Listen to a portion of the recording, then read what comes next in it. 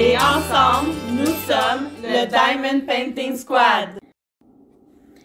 Coucou les Scintillants, on est le 14 décembre, il est 18h05 et aujourd'hui je fais ma réponse au Diamond Painting Squad Quiz de la semaine.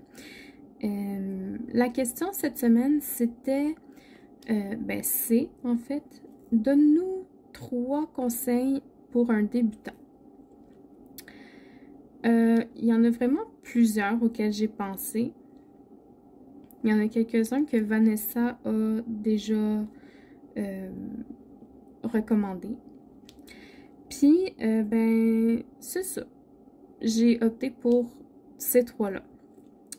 Donc, le premier conseil que je donnerais à un débutant, ce serait de s'assurer que son espace de travail est ergonomique pour ne pas développer des problèmes comme un mal de dos, une tendinite, mal de cou, torticolis, tout ça. Donc, vraiment de vous assurer d'avoir une surface de travail adéquate, soit avec un plan incliné, si jamais votre table est trop basse, ou bien d'avoir une table un peu plus haute, d'avoir une bonne chaise confortable pour pouvoir bien vous asseoir. Faites des exercices régulièrement, là, donc tout pour l'ergonomie de l'espace de travail, c'est vraiment très important parce que comme je vous dis, le diamond painting, à la longue, vous pouvez développer des problèmes avec ça.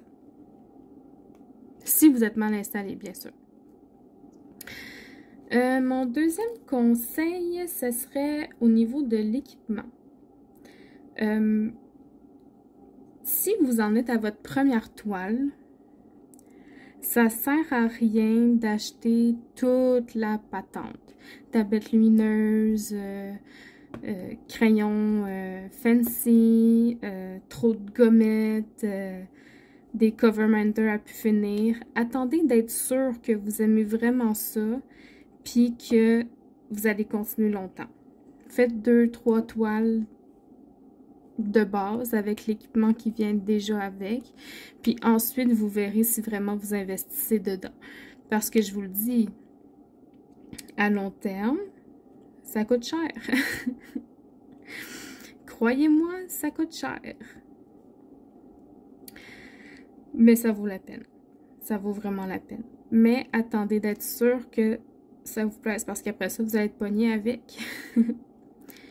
Et mon troisième et dernier conseil pour un débutant, ce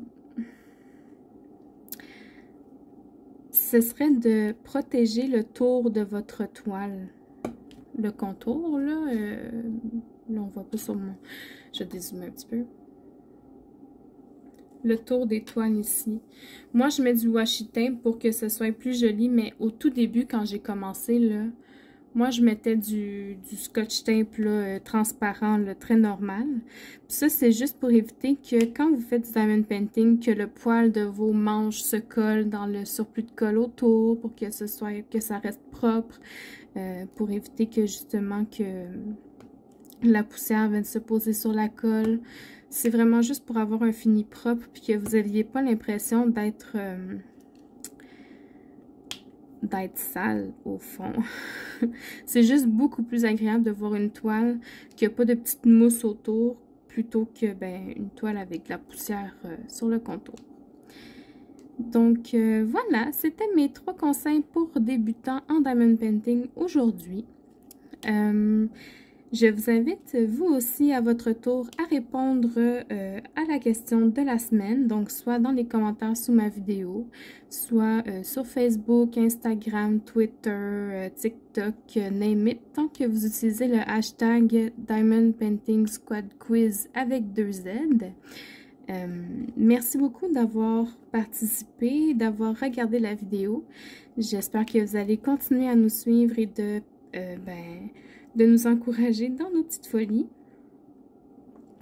Cette semaine, petite annonce, jeudi soir, le 16 décembre, pardon, on va être en live sur notre chaîne Twitch pour notre toile Oraloa, donc tout le Diamond Painting Squad.